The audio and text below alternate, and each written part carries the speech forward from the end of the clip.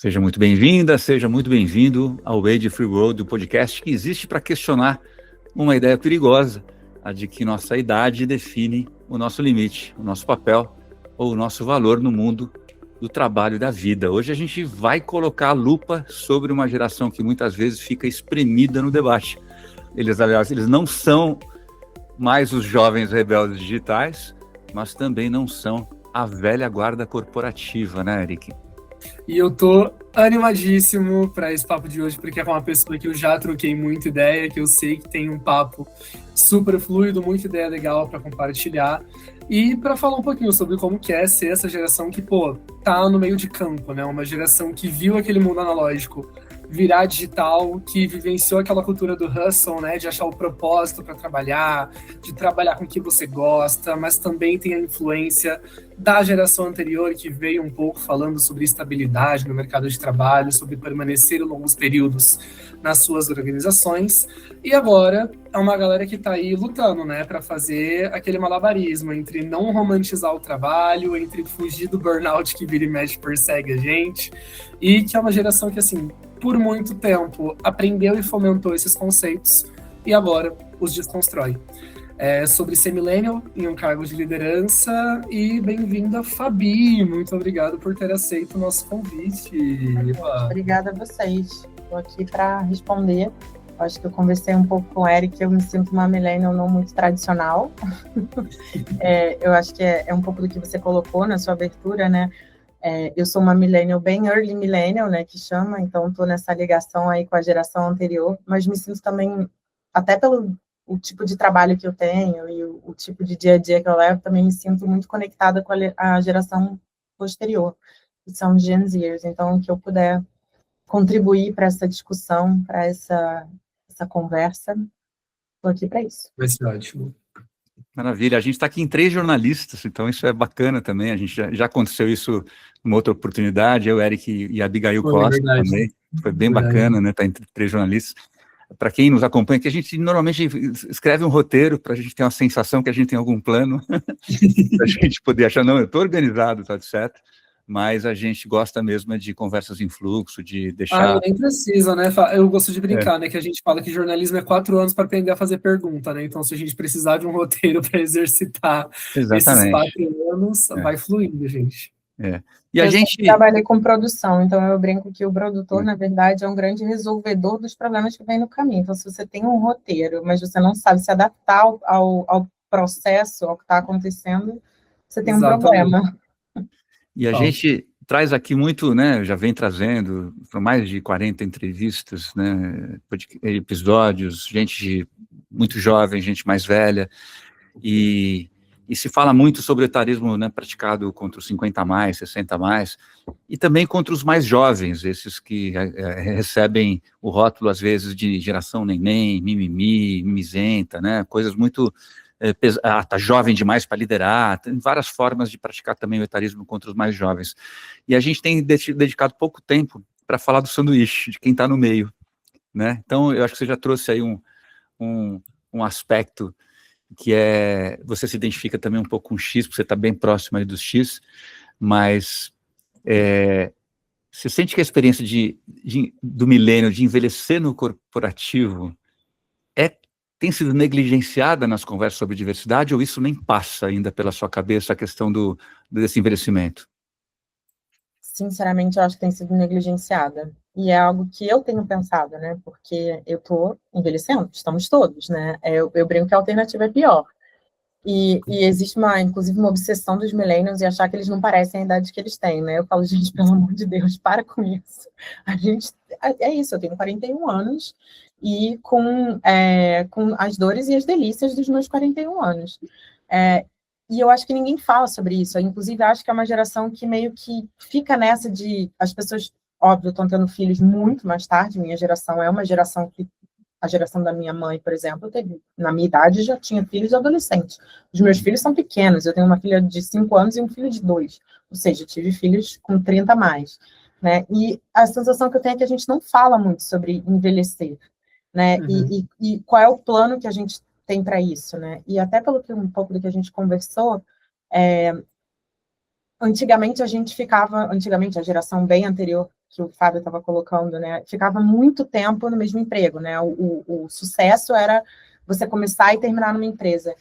E aí eu estou há 15 anos fazendo, não fazendo exatamente o que eu faço, mas na mesma empresa. E às vezes eu penso que muita gente acha isso estranho.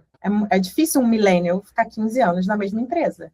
Apesar de eu ter feito muitas coisas diferentes, né? E eu sinto quase como se eu tivesse que me justificar. Não, mas eu comecei em parcerias, depois eu fui para YouTube, e agora eu estou em comunicação, mas por que isso é um problema também? Então, eu sinto que a gente está nesse meio do caminho de que agora que a gente está virando os cargos executivos mais sênior, né? A gente já tem muita gente em cargo de liderança, mas os executivos mais sênior, os millennials estão chegando lá, pelo menos dentro acho que das grandes corporações agora. Mas a gente não fala muito sobre isso. Então, e fica um pouco esse meio do caminho de essa coisa meio Peter Pan, da gente também não querer admitir que está envelhecendo. Então, parece que nada é conversado direito sobre esse processo, que é um processo totalmente natural. Então, eu concordo com você, assim, não é nem que eu não pense, eu tenho pensado sobre isso tem muito pouco tempo. Aliás, eu tive eu fui almoçar com uma amiga, né, e ela é uma pessoa de vendas de outra empresa de tecnologia. E aí a gente estava comentando sobre comportamento de compra e tal, e ela virou para mim e falou assim, não, porque os jovens, ela falou, os jovens não compram mais num e-commerce digital X. Aí eu falei, eu compro. Ela, você não é jovem. Aí eu falei, você tem razão. Tipo, não esse jovem, né? O jovem realmente jovem. Eu não me sinto velha, mas eu não sou mais a geração jovem. E eu acho que a gente tem essa dicotomia, né? Amiga, na questão do que é um jovem, né? Tipo, até que ponto a gente deixou. Até porque agora a gente está falando, 2026, ele é um ano legal, porque esse é o ano em que os millennials fazem 30. Então, o millennial mais novinho faz 30 anos em 2026. Tanto que tem até uma... Não sei se vocês viram a trend do Jurassic Park nas redes sociais. Não. Que quando a pessoa fala, que ano você nasceu? Ela começa 1900, aí pega a foto dela e coloca uns dinossauros juntos, sabe? Tipo, com a musiquinha do Jurassic Park de fundo. E aí, eu vou mandar para vocês esse vídeo, tá? E eu acho que isso até emenda um pouquinho na pergunta que eu queria te fazer, Fabi, que é o seguinte. É meio cíclico essa questão dos estereótipos de jovem, né? Todo jovem já viu que não queria trabalhar, todo jovem já foi considerado apressado, que não quer nada com nada, etc, etc. E existe esse estereótipo ainda do millennial como aquele jovem que quer tudo para ontem, como aquele cara que assiste Friends. Só que, na verdade, hoje vocês são os gestores, os diretores, os pais, as mães. Então, você sentiu em algum momento que essa geração parou de ser a novidade e se tornou responsável por, tipo, segurar o rojão que tá chegando? Com certeza. Eu acho que é exatamente isso que você colocou. Eu fui a millennial que assistiu Friends e, inclusive, acho que não é um seriado que envelheceu muito bem. Ele tem muitos estereótipos e muitas coisas que eu brinco que eu ainda assisto, mas é um humor ainda bem difícil tapado. Achar que envelheceu, né? Eu tenho uma opinião sobre isso, mas eu vou demorar muito, vou me aprofundar muito sobre isso. Mas eu acho que é um humor datado, né? É um humor que você tem que assistir com uma ótica de que aquilo foi escrito na década de 90. Mas, nossa, eu acho que foi assim... e eu acho que ainda existe dentro dos millennials, que é isso, é uma geração, né? Eu sou uma early millennial, você pega um millennial mais jovem, ainda existe a galera que ainda quer tudo para ontem. Eu acho que a minha geração, e aí eu não sei se é um problema geracional, e eu estou olhando só na minha ótica, né? E na ótica próxima à minha, mas a minha geração é uma geração que tinha muita dificuldade de esperar pelas coisas, era tudo para ontem. Eu acho que talvez esse imediatismo tenha muito a ver com o fato de ser a geração que nasceu totalmente analógica. Eu fui totalmente analógica até os meus 16 anos, e do nada virei uma pessoa digital, né? E do nada, não que teve um processo, mas assim, do nada eu tive um celular e a gente ainda tinha que ligar para casa dos amigos, né? E ter fé de que se você combinasse um programa, a pessoa ia aparecer. Eu falo, gente, a gente acreditava muito nas pessoas. Mas eu acho que dentro do espectro do que é o millennial, ainda é uma geração que ainda quer tudo muito para ontem. Eu geri pessoas, né, em algum momento, e pessoas da mesma idade que eu, ou um pouco mais novas do que eu, e eu sinto essa dor do para ontem ainda muito forte. Então, eu não acho que isso foi algo que foi rompido com o fato da gente estar envelhecendo. Acho que a gente, como tudo, a gente amadurece, né? Eu falo hoje em dia que quanto mais velha eu fico, né, mais eu percebo que a gente amadurece, mas as pessoas mudam muito pouco. Elas amadurecem, ou seja, fazem ajustes finos, mas mudanças drásticas é muito difícil. Então, acho que geracionalmente é uma geração que está amadurecendo, mas ainda tem essa angústia. E eu trabalho menos com o pessoal de geração Z, eu acho que é uma geração que está, apesar de já ter gente fazendo 30 anos, né, acaba que os meus times diretos são mais os millennials ou geração Z bem 30 ali na virada. Mas o que eu tenho de contato com a geração Z aqui, e eu brinco que tem algumas pessoas aqui que eu tenho peças de roupa mais velhas do que elas. Eu sinto que parecem um pouco menos angustiados com isso. Quando eu me formei, eu lembro assim da minha urgência, de meu Deus do céu, ainda não, tipo, eu até me formei empregada, mas assim, meu primeiro emprego, meu primeiro estágio, eu senti uma urgência de tudo. E as conversas que eu tenho com as pessoas que estão se formando aqui, uma coisa tão mais calma, eu falo, eu não sei se eu admiro, porque eu acho que tem um lance de você ter um pouco mais de calma nos seus processos, e isso só me veio com a maturidade, e eu acho incrível, né? Acho que você está cuidando de uma saúde mental aí que a gente não falava disso antes também. Mas, por outro lado, também eu fico assim, mas, meu Deus, você vai viver de quê? É que, sei lá, tipo, eu gosto quando você fala disso, porque eu trago assim pro pessoal, né? Eu faço parte aí desses zezinhos e tal, né? É só porque tem tão mais possibilidades hoje, então, assim, a gente anteriormente, né, parecia que o conceito de, meu Deus, tenho que sair da faculdade, tenho que arranjar emprego. Porque sair da faculdade e arranjar emprego era o caminho. Agora eu posso sair da faculdade e ver se eu faço um infoproduto, se eu viro um criador de conteúdo, se eu vou para o corporativo, se eu começo a empreender, porque se eu vou para gig economy, se eu fico como freelancer, eu acho que assim, existem o leque de possibilidades, ele está tão mais aberto e tão mais visível, de que não existe na mesma proporção que existia antes, aquele corre por uma coisa única. São corres bem nichadinhos. Até porque se uma coisa não der certo, a gente vai tentar outra. Ainda mais que é uma galera que até o momento tem uma estrutura normalmente, né? Tá ali com uma certa estrutura, tem um certo espaço para experimentação ainda. Então, acho que daí talvez que venha essa calma, não sei se uma calma, mas parece que a gente confia no nosso taco, tá ligado? Tipo, mano, se isso não der certo, em algum momento, alguma outra coisa vai dar, eu tenho muita possibilidade para tentar por aqui. Ao mesmo tempo que legal, no outro, às vezes me assusta um pouco também, porque Fábio sabe, você sabe, eu sou uma pessoa muito do PPT, eu sou uma pessoa muito planejadinha, então para mim é um pouco desesperador ainda a ideia de não ter algo traçado, bonitinho, planejado. Mas entendo que é uma tendência. E até quando a gente fala de, tipo, deixar de ser novidade, os alfas estão aparecendo muito mais agora. Então, assim, a Gen Z, ela ainda tem alguns anos sob o sol, né? A gente ainda vai ser celebridade por um tempo. Mas a Gen Alpha já está começando a pegar algumas pautas para eles. Protestando no Roblox, levantando um monte de creator. Então, assim, eles já estão começando a ser discutidos e a gente vai ver eles começando a entrar no mercado de trabalho.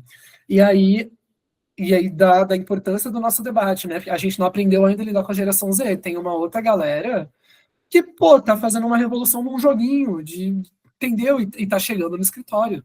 Tá chegando no escritório. E a gente não conseguiu conversar com a galera jovem ainda. Só queria fazer esses locais aqui, essas falas, para complementar o debate. Pode seguir, Fábio. É só adicionar um ponto que eu acho que quando você traz assim, a geração Z, ela se forma e olha para infinitas possibilidades de escolha. Né? Vou trazer um contraponto. Eu sendo um X quase boomer, a gente está até conversando sobre isso no Esquenta, né? Eu vivi uma transição entre você se formar ou fazer um concurso público, como os pais da Fabi, ou como meus pais, trabalhar num banco, alguma coisa assim, e trabalhar para o resto da vida naquela organização. Porque, historicamente, dá para entender, a geração boomer se origina no pós-guerra. Finalmente, um período onde o mundo tem uma estabilidade. Então, tudo gira em torno dessa estabilidade. Aí o X faz a transição, não, eu quero experimentar outras possibilidades, né? Então, a gente viveu isso. E o que acontece hoje com o Z é que ele se forma, mas eu, quando me formava, tinha grande chance de ter um emprego garantido. Então tem um lado que assim, que legal, eu tenho várias possibilidades, né? Eu tenho um filho Z, eu tenho 2 Zs, né, em casa, então eles são também pelo laboratório, mas o mais jovem se formou bem, médico veterinário e tal, não consegue arrumar emprego, né? Assim, antes era, você se formava, você tinha emprego, você tinha uma boa universidade, etc. Tal. Hoje você não tem essa facilidade, você tem opções, mas não tem a facilidade. Então, só estou também trazendo um contraponto, e aí, como eu coloquei, datei um pouco aqui algumas gerações com características. Quando eu olho para os milênios, né, e a gente já falou sobre isso, é aquela geração que, de alguma forma, acorda para um tema de não é qualquer trabalho, tem que ter um propósito, né? E eu vi isso muito acontecer com pessoas que vieram depois de mim e tudo mais, tá? Essa busca pelo propósito, né? E vi muita gente quebrando a cara, né? Porque, no fundo, não quero aqui trazer nenhuma desesperança, tal, né? No fundo, as empresas do universo privado, as empresas privadas têm um objetivo de visar lucro, né? Assim, a lógica assim, como é que eu gero lucro sem matar as pessoas? É uma boa conversa. Como é que eu gero lucro, né, sem adoecer? Como é que eu gero lucro tendo um espaço de crescimento para as pessoas e tal, né? Mas eu queria perguntar para você, você viveu isso? Você percebeu isso entre seus colegas, tá? essa vontade de ter um trabalho com propósito, e talvez a frustração quando se deparou com a dura realidade de isso não ser tão verdadeiro assim quanto a gente imaginava? Olha, eu vou até te dar um exemplo, não só do mundo corporativo. Eu acho que eu me formei, eu escolhi ser jornalista pelo motivo mais, originalmente o motivo mais absurdo. Eu gostava de um seriado, quando eu tinha 10 anos, que chamava As Novas Aventuras do Super-Homem, e eu queria ser a Lois Lane, eu queria ser repórter investigativa. Sensacional. Esse foi o motivo original, tá, gente? Vamos lá, eu tinha 11 anos, depois eu fui construindo que eu era uma pessoa de comunicação, e aí depois fui fazer uma faculdade que tinha várias habilitações, então eu me formei em rádio e TV antes de me formar em jornalismo, e eu sempre acreditei, eu acho que a minha geração é extremamente contaminada pelo preciso fazer o que eu gosto. Eu sempre tive um senso também de que eu tenho pais maravilhosos que me deram muito apoio, mas eles não tinham dinheiro. Então, eu tinha um senso de eu preciso ser independente financeiramente, porque eu não tenho quem me ajude nesse sentido. Eles me ajudaram em todos os outros, mas esse eles não tinham. Então, eu tinha uma sensação de eu preciso fazer meu corre muito rápido aqui, né, para me garantir. Então, eu fui escolhendo meus empregos por coisas que eu gostava, que eu achava que me davam propósito, mas também onde eu via que eu ia ter um mínimo de plano de carreira, tanto que com 26 anos eu fiz uma mudança de carreira, uma mudança de cidade, saí do Rio de Janeiro e vim para São Paulo. E aí, o meu ponto eu vou colocar um ponto de quem trabalhou muito próximo dos criadores de conteúdo, da galera que surgiu no YouTube, os primeiros criadores, os primeiros YouTubers ali que começaram em 2010 e o negócio começou a subir mesmo em 2015, né? Se você for pensar, cara, que sonho, né? Você ser um criador de conteúdo. Que coisa incrível, ninguém existia, era uma revolução. Eu falo que foi um privilégio estar sentado na primeira fileira dessa revolução dos meios de comunicação como uma comunicadora. E que privilégio eu não ser a pessoa que está fazendo essa revolução. Eu estava só testemunhando e meio que ajudando, né? Assim, na maneira que o YouTube, um programa de parcerias, e a gente, como gerente, tinha como dar suporte. Mas a verdade é que, no fim do dia, é trabalho, entendeu? E se o trabalho, que é o que te dá dinheiro, é também o que te traz felicidade, você vai ter um problema em algum momento. Porque essa conta não fecha. Então, eu vi essas pessoas crescerem, né? Eu estava lá, tipo, quando eu entrei era o Clube dos Milionários, tinham 4 canais com 1 milhão de inscritos, era o Felipe Neto, o Cauê Moura, a Kéfera e o PC Siqueira. E assim, em algum momento, as pessoas não estavam preparadas para essa revolução, as próprias pessoas que estavam produzindo essa revolução, né, e esse consumo. Então, assim, em algum momento, você precisa trabalhar cansado, você precisa trabalhar sem gostar do que você está fazendo. E você virou uma pessoa pública, então vem o hate, e lidar com hate é uma parada. Então, assim, se eu for pensar, que é coisa com mais propósito, mais o emprego dos sonhos do que ser criador de conteúdo, né, se você for pensar, principalmente na lógica de quando tudo isso estourou. E eu vi todos eles passarem por crises horrorosas. Ver o PC Siqueira, né? Eu tô falando isso aos olhos do público, eu não tô contando nada de backstage, né? A gente sabe, isso foi aberto para todos, né? Foi discutido, o Whindersson, acho que é um cara que falou muito sobre isso quando ele teve, né, o burnout A dele. Kéfera recentemente veio até comentar, né, falando, tipo, pô, é bem difícil você crescer, especialmente ela que estava ali como adolescente ainda, né, chegando a ser uma jovem adulta, crescer com tudo isso de câmera, de olhos, e a galera até comentou, né, tipo, que ela tá falando como se fosse uma Maísa, sendo que era ela que ligava a câmera e falava. Só que, assim, ligava a câmera e falava sem sempre saber a proporção. Ninguém sabia. Não existia antes esse tipo de Ninguém consumo. sabia o que isso ia se tornar. Ninguém Exato. sabia.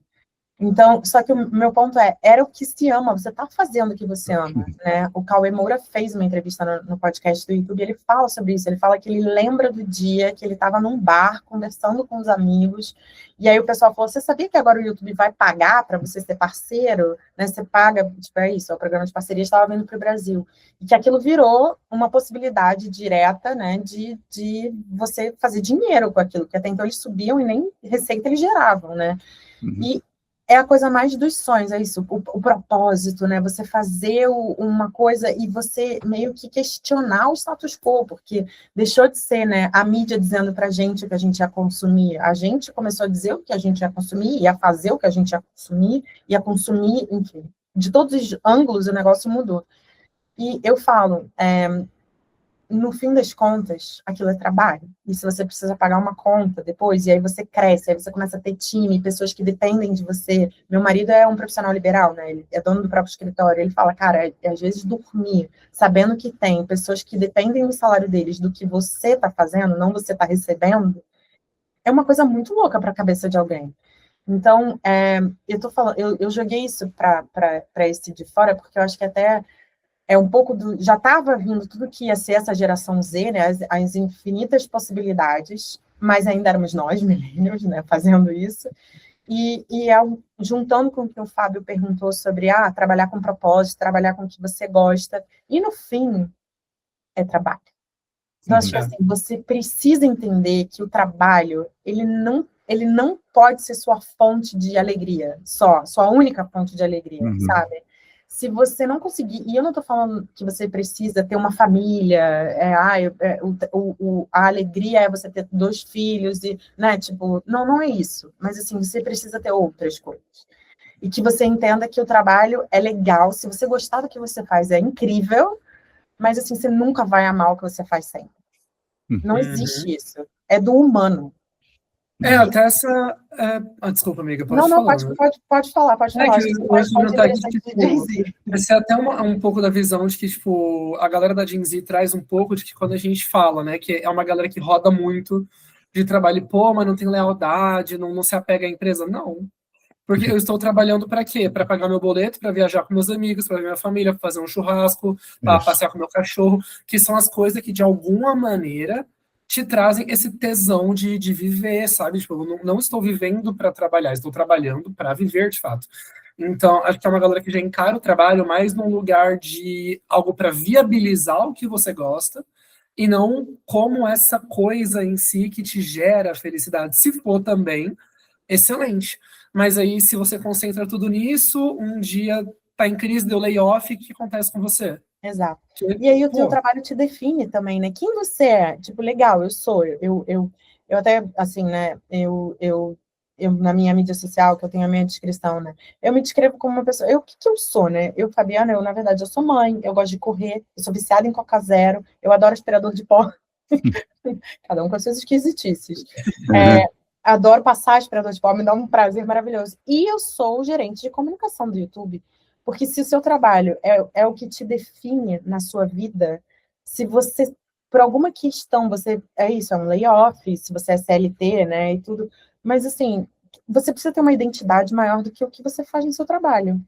E eu acho que eu já tinha um pouco essa clareza quando eu desisti de ser jornalista, porque era um sonho meu, né? Ser jornalista era um sonho meu, e eu estava na maior televisão do país.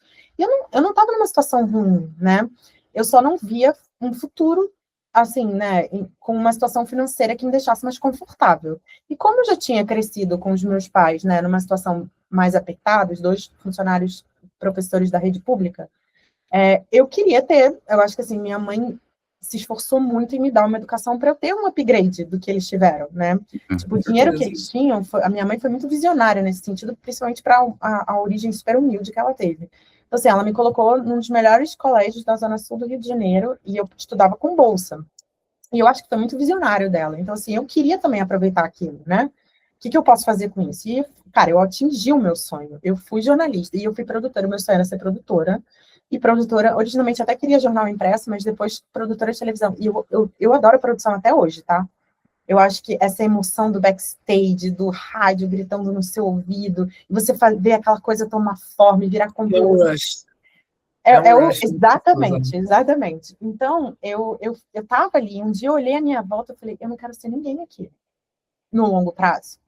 E quando eu digo ninguém, eu não tô falando eu não quero o cargo de fulano, eu não quero a amargura de fulano, porque eram pessoas trabalhando pra caramba, porque em jornalismo você trabalha pra caramba, porque tem o lance do final de semana, e se acontece alguma coisa, eu fazia hard news, então você tinha que ficar ali. E assim, os salários são muito baixos. A verdade do jornalismo no macro, né, é uma realidade de salários baixos, né? Eu tenho amigas repórteres, tenho amigas bem-sucedidas e, cara, é isso, é um salário que no fim do mês ali é fácil, sabe? Então, eu olhei para minha volta e é isso, eu tinha 26 anos. Então, eu acho que ali eu já tive esse wake-up de eu não vou conseguir fazer o que eu amo, sabe? E quando eu vim para cá, apesar do Google na época ser, nossa, tem ping-pong e tal, era legal. Eu nunca joguei ping-pong aqui, gente. Eu já vim com um mindset de trabalho, porque eu larguei o Rio, eu detestava São Paulo quando eu mudei para cá. Hoje em dia eu sou super adaptada. Eu acho que é uma cidade que me recebeu com muito, muito bem, né? Eu não tenho o que reclamar. Mas eu vim com um mindset de, beleza, eu preciso de sustentabilidade. Então, eu acho que eu tive esse corte com essa coisa do millennial ali, com 26 anos. Então, depois que eu vi de perto essa galera incrível, criativa, todo mundo tendo crise, porque em algum momento todos eles tiveram, e eu falei, gente, é isso. Há alguma coisa que a gente não entendeu direito. Acho que a nossa geração vai ter que repensar isso. E é por isso que eu acho que o Gen Z tem outra abordagem. E quando eu converso, eu sinto essa sensação. Concordo com o Fábio. Às vezes eu acho que, principalmente para quem ainda quer fazer um trabalho tradicional, por exemplo, a pessoa que quer ser médico veterinário, que quer ainda fazer jornalismo tradicional, é muito mais difícil, porque os empregos tradicionais estão escassos para a quantidade de gente que a gente tem.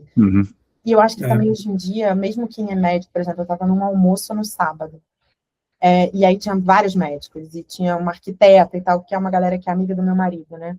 E aí, todo mundo sofrendo um pouco, eu também tenho que ser criador de conteúdo, porque hoje em dia é muito difícil você fazer. Então, também tem essa dor de, eu não quero, só que é muito difícil você fugir disso. Então, eu me sinto extremamente privilegiada, tá, gente? Porque eu trabalho numa empresa de criador de conteúdo e eu consigo me manter muito low profile nas minhas mídias sociais. Cara, e assim, tem um monte de empresa que agora pergunta o número de seguidores, que você tem alguma rede, especialmente a galera que, tipo, trabalha com meio artístico, né? Eu tenho muito amigo que é de cênicas, que é da dança e tal, eles vão participar de processos seletivos, falar quantos seguidores você tem no TikTok, tipo, como se isso fosse uma senhora qualificação, né? Mas a galera já está começando a olhar para o seu próprio time também como se fosse um UGC, né? Ele olha para o colaborador, tipo, ok, aqui eu consigo um employer branding com alcance interessante se eu trago essa pessoa. Falar, é o que ele já vai trazer, né? Por exemplo, se alguém que vai participar de uma peça de teatro ou alguém que vai participar de uma obra audiovisual, ele já traz uma base para assistir aquilo. Exato. Eu recentemente me aventurei, eu tinha outro sonho, enfim, dentro dos meus sonhos de infância, eu queria muito escrever um livro, eu escrevi um livro recentemente, e ele fala muito sobre essa perspectiva, chama até sobre uma perspectiva millennial, né? E eu falo um pouco sobre isso, assim, né? Como é que eu vou fazer para falar sobre ele se eu não... A minha mídia social é fechada, porque eu coloco as crianças, então eu só tenho gente que eu conheço. E aí eu fico assim, mas eu não quero abrir meu perfil, entendeu? E o quanto isso me limita. Então, as escolhas que a gente tem que fazer, e eu sempre consegui, eu brinco que eu vou embaixo do radar, né? Eu sou uma pessoa de comunicação, de uma das maiores empresas de tecnologia do mundo, e consigo voar embaixo do radar. E eu acho isso um privilégio, ainda. Porque eu falo, você não ser público ainda tem muitas vantagens, né, gente? Rapaz, nossa. Eu falo, às vezes eu só quero cutucar meu nariz. E ninguém vai, tipo assim, Fabiana está cutucando o nariz em público? Porque eu não sou ninguém. Então, eu sinto eu acho que tem muito a ver com o que o Fábio disse, assim, né? Mesmo quem quer fazer uma coisa mais tradicional, além do gargalo de hoje em dia, né? É muita gente mesmo para os empregos tradicionais. Ainda assim, você tem que se aventurar em outras coisas que talvez não sejam a sua, né? Então, eu acho que talvez acho que a geração Z já tem um approach diferente com relação a isso. Eu acho que nós millennials e a geração X ainda sofrem. Apesar de se dizer que seu filho é geração Z e também tá sofrendo com a parte do emprego, mas acho que talvez menos se tiver que ser um criador de conteúdo. Enfim, coisas ainda para ver o que vem aí. Agora, Fabi, vou trazer um contraponto aqui, o tema, né, que você trouxe de tecnologia associada à comunicação, construção de reputação. Ele é um tema que dá, não um podcast, mas dá uma série deles, né? E talvez a gente venha fazer aí no futuro. Já tem muitos estudos, né, publicados, tem livros, tem documentários, associando o uso abusivo, né, de tecnologia a situações de doenças, né, situações bem complicadas, que tem uma adolescência, que é talvez os documentários mais recentes, mais famosos, tal. E eu acho que eu queria, e você trabalha muito tempo com o setor de tecnologia, né? Como é que você acha que, como é que a indústria vê isso e o que você acha que está sendo feito para, né? E é um desafio, né? Porque quanto mais presente eu estou numa rede, mais eu ajudo a rentabilizar o negócio daquela rede, e ao mesmo tempo, quanto mais presente eu estou na rede, talvez mais chance de adoecer, de ser influenciado por conteúdos que vão gatilhar, né, situações e tudo mais, que a gente já viu acontecer algumas vezes, né? Essa eu trago com uma preocupação. Eu tenho até bons pontos sobre isso, Fábio, porque eu acho que, e vai parecer chapa branca, mas o que eu vou falar agora é muito de coração, assim, né? Eu tenho orgulho de algumas coisas que eu acho que a gente faz. Somos uma empresa capitalista, estamos aqui olhando para investidores, eu tenho certeza disso, não é esse o ponto que eu vou colocar. Mas eu realmente acho que a gente tem um olhar para a responsabilidade que a gente só solidifica com o tempo, né? E, por exemplo, no final da semana passada, a gente foi uma coisa que a gente já lançou nos Estados Unidos e a gente já tinha lançado em alguns mercados da Europa, mas a gente fez a expansão para o Brasil no final da semana passada e agora a gente está fazendo esse rollout aos poucos nas próximas semanas, que a gente tem uma preocupação muito grande com crianças e adolescentes dentro do YouTube. De maneira geral, a gente tem preocupação, a gente tem né, políticas robustas para fazer remoção de conteúdo, a gente não permite nenhum conteúdo gráfico, então, assim, você nunca vai achar uma pornografia dentro do YouTube, mas crianças e adolescentes são uma audiência muito específica para a gente, então, a gente tem um produto específico para criança, que é o YouTube Kids, que foi lançado em 2015, que é um conteúdo que é curado de maneira humana, então, assim, o que entra ali realmente é próprio para crianças. E aí, a partir de 13 anos, que é um humano que já pode ter uma conta dentro do YouTube, a gente tem uma série de proteções, inclusive que o pai consegue dizer o quanto de tempo de tela aquele adolescente vai poder assistir, e a gente consegue colocar, né, a gente, por exemplo, se a gente sabe que alguém que é menor de 18 anos, a gente a gente tem uma proteção que chama Vibe, que é uma maneira de a gente não botar muito do mesmo conteúdo. Vamos supor, se você é uma menina que está assistindo muito conteúdo sobre magreza, a gente sabe da obsessão que isso pode causar num adolescente que não tem, né, o cérebro completamente formado. Então, a gente não coloca muito conteúdo desse tipo de assunto seguido. Então, assim, tem várias proteções que a gente cria olhando. A gente, inclusive, fez um update na semana passada sobre essas proteções. E a gente expandiu, a gente está usando agora AI, né, a inteligência artificial, para pegar vários sinais. E se a gente sabe que criança e adolescente mente a idade quando cria uma conta. E aí, o que a gente fez? Agora a gente usa AI porque a gente pega vários sinais, inclusive, por exemplo, quanto tempo essa conta existe, o tipo de conteúdo que está assistindo, se a gente vê, a gente detecta que alguém com menos de 18 anos, a gente automaticamente aquela conta vira para uma pessoa de menos de 18 anos e a gente já coloca todas as proteções.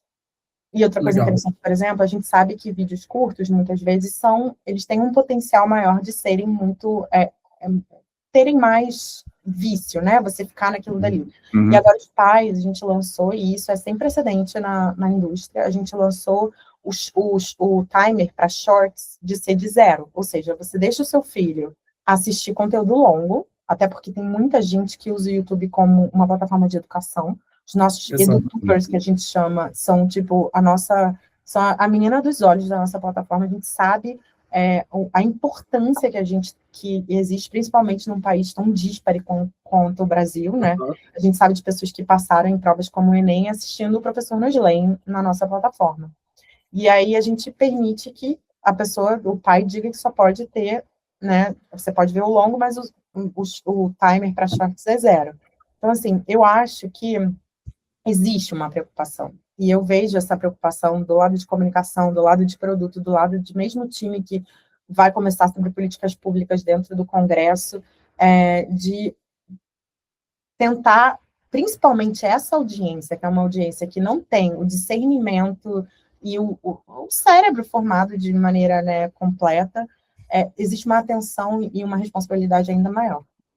Não, eu gosto quando você fala isso, porque é como se fosse uma ramificação. Eu e a Fabi, a gente já conversou em outros carnavais, né, Fabi? Também sobre matéria de padrões de consumo dessas gerações mais novas, né? Não só dentro de vídeo, mas também em outras naturezas. E é legal quando a gente meio que inverte um pouco, né? Então, o que significa para alguém consumir o YouTube e o que significa para o YouTube entender o consumo dessa galera e poder também monetizar em cima disso. E aí, tudo isso entra nesse rolê de estratégia de negócio, o que me leva a uma das minhas últimas perguntas, que a gente tem que começar a encerrar. A conversa, quando ela é boa, ela vai indo rápido, né? De que é o seguinte, Fabi, tu trouxe faz um pouquinho de tempo de que vocês, millennials, estão começando, de fato, a entrar nas lideranças sêniores agora, né? Então, ocupando esses cargos de diretores, de general managers, country managers, etc, etc. E a partir disso, vocês começam a ter mais poder institucional, a poder moldar as regras do jogo. Então, você, Fabi, executiva, que vício corporativo você gostaria que, assim, morresse a partir dos millennials, que a gestão de vocês fosse cessando para que a próxima não vivencie? Cara, eu vou ser sincera que eu acho que o maior vício corporativo e que me incomodava, eu acho que a pandemia deu uma ajustada nisso, que eu acho que a gente agora só tem que seguir nessa linha, que eu sentia muito institucionalizado essa obsessão em hora extra, sabe? De você, tipo assim, parecia que se você saísse daqui às 4:30 da tarde, você não trabalhou. Eu não tô falando daqui... Exato. Eu não estou falando daqui o meu emprego, eu acho até que aqui a gente já tinha uma certa flexibilidade, mas é isso, né? Meu marido, que é advogado, meus amigos publicitários, essa obsessão em você ter que trabalhar muito, né? E se você não trabalha muito, e isso era institucionalizado de tal maneira de baixo para cima e de cima para baixo dentro das empresas, que ninguém questionava. E eu acho que, além da gente estar subindo nessa cadeia, né, e apesar do millennial ser esse obcecado em trabalhar, eu acho que a pandemia deu uma quebra nisso. Porque, primeiro, a gente estava trabalhando de casa, né, então ficava mais difícil, tinha gente que trabalhava muito, tinha gente que trabalhava pouco, mas a sensação que eu tive é que quando a gente voltou para os escritórios, isso pelo menos assim, no que eu vejo dos meus amigos, e até aqui, mesmo meu marido, né, dentro do escritório dele, isso foi se perdendo um pouco. E eu acho que era um vício horrível que existia antes. E que eu gostaria que fosse repassado, e eu acho que a geração Z já veio questionando isso, né? Uhum. E eu acho que aí, eu não sei se é ainda dentro da sua pergunta, mas eu não sei se é exatamente um vício corporativo, mas assim, eu acho que a minha geração ela foi ensinada, de alguma maneira, de que a gente era especial. Nossa, como a gente é especial. Mas eu sou extraordinária. E assim, não dá para todo mundo ser extraordinário. Entende? E eu vou usar uma referência muito velha para a sua geração, mas muito boa para mim, tá? Que eu acho que descambou para alguns lados, mas eu espero que a gente consiga se manter no meu recorte, né? Tem um filme de 1999, que chama Clube da Luta, que, para mim, quando eu vi em 99, eu tinha 14 anos, eu não entendi porra nenhuma, gente. Eu achei que era um monte de homens batendo. Doidos. Exato, eu não tinha maturidade, eu não tinha repertório da vida adulta, essa é a minha... Mas, e hoje em dia eu já revi umas 200 vezes, e todas as vezes que eu revejo, eu acho ele sensacional. Primeiro que eu brinco que os únicos que realmente criam um clube da luta, com todo respeito, sei que estou conversando com 2 homens, mas só pode ser homem, né? Porque a mulher está muito cansada para criar clube da luta, gente. Quando você tem filho, você não vai criar um clube da luta, você tem mais o que fazer, entendeu? Você já tem o seu clube da luta. Exato. Em geral, a gente está fazendo 37 coisas, mas o que eu quero dizer é todos os comportamentos e todos os comportamentos capitalistas, né? O cara não tinha o scroll, mas ele ficava trocando de canal. Ele tinha insônia crônica, porque estava entediado com a vida dele, né? Ele comprava compulsivamente em catálogo, que é a mesma coisa que a gente faz hoje em dia nos e-commerces. Os comportamentos estavam ali, apesar de não ter a vida que a gente tem hoje em dia. Mas tem uma frase do Brad Pitt, quando, né, ele está falando sobre o clube da luta, que ele fala assim, trabalhando em trabalhos que a gente odeia para comprar coisas que a gente não precisa. E a gente foi ensinado que somos especiais, que a gente é atores de Hollywood. Assim, quantas pessoas de fato são isso, entendeu? E que é uma coisa que eu acho que a minha geração foi ensinada a acreditar, e que eu sinto que também é uma quebra de paradigma que está sendo feita agora. Inclusive dentro das empresas, quando eu entrei aqui, era uma obsessão, não, qual é a sua OKR, não sei o quê, qual é o seu próximo... E eu lembro que eu entrei e eu nunca fui uma pessoa muito ambiciosa. Eu gosto de trabalhar, eu gosto de entregar, eu gosto de pensar num projeto, mas eu não era aquela pessoa assim, mas isso vai me levar aonde, não sei o quê. Eu estava um pouco vivendo, sabe? Tá tudo bem estar ok, né? Tipo, você Exato. não precisa. E isso era muito estranho. Eu era vista como eu juro por Deus, eu lembro que eu dizia que eu achava o compensation bom quando eu entrei, o meu chefe brigava comigo, para de dizer isso. Eu falava, mas eu acho bom. Eu sou jornalista, eu tô ganhando bem pra caramba agora. E muito esse lance de eu sou muito foda, olha o projeto que eu fiz, não sei o quê. E eu sinto que até eu li um livro também recentemente que chama Radical Candor, esqueci o nome, acho que é alguma coisa assertiva, eu tenho que ver o nome em português, mas que fala dos rockstars versus os superstars. Algumas pessoas são rockstars, não de rockstars, mas são tipo as pedras da base, e algumas pessoas são superstars. Então, assim, também essa é a coisa que eu acho que essa é o que eu queria que ficasse mais, sabe? Assim, a gente saber valorizar quem não é o obcecado, quem não vai ser o superstar. Quantos cargos de diretoria a gente tem, gente? Então, e assim, quantos de nós, de fato, vamos chegar lá? E tá tudo bem não chegar lá. Entendeu? Então, acho que esses são meus 2 pontos, que estão ligados diretamente, né? Sim. Mas eu acho que é uma coisa interessante, assim, para nós que estamos virando liderança, fomentar essa ideia de que tá tudo bem você não ser um superstar. Muito bom. E tá tudo bem a gente precisar encerrar agora, porque a gente cuida dos horários e das agendas. Queria te agradecer, Fabi. Imagina, foi um prazer. Muito, muito legal a conversa.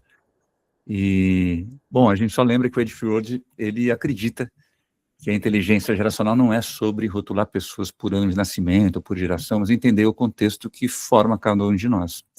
A conversa de hoje mostrou, né, que os millennials não são ex-jovens, né, mas também peças fundamentais na construção de futuro de trabalho mais humano, e acho que, pelo que eu escutei da Fabi, também menos neurótico e menos iludido. Exato. Né? Vamos lidar com a vida como ela é, sem sofrer demais e também sem se apaixonar demais, né? Vamos surfar a onda. É isso, Hélio? E é isso, né, bebês? Não dá pra falar de intergeracionalidade ignorando quem tá no meio da bagunça. Então, vamos ouvir todo mundo, É aquilo, né? A gente faz esse podcast com gente de diferentes perfis, já foi do Boomer até o Zezinho. Vamos trazer um alfa qualquer dia também, Fábio, porque acho que dá um bom pano pra manga. Porque todo mundo tem a somar, né? Tanto de quem já construiu o que a gente tá vivendo, quem tá construindo e quem ainda vai construir. Fabi, que delícia falar com você. Muito obrigado por ter aceito o convite. Gente. Espero ter trazido aí algumas elucidações sobre as perspectivas dos millennials. Foi ótimo, gente. Obrigado por quem assistiu, né? Obrigado por ter acompanhado o episódio até aqui. Um beijão e até a próxima. Tchau, tchau. Até mais.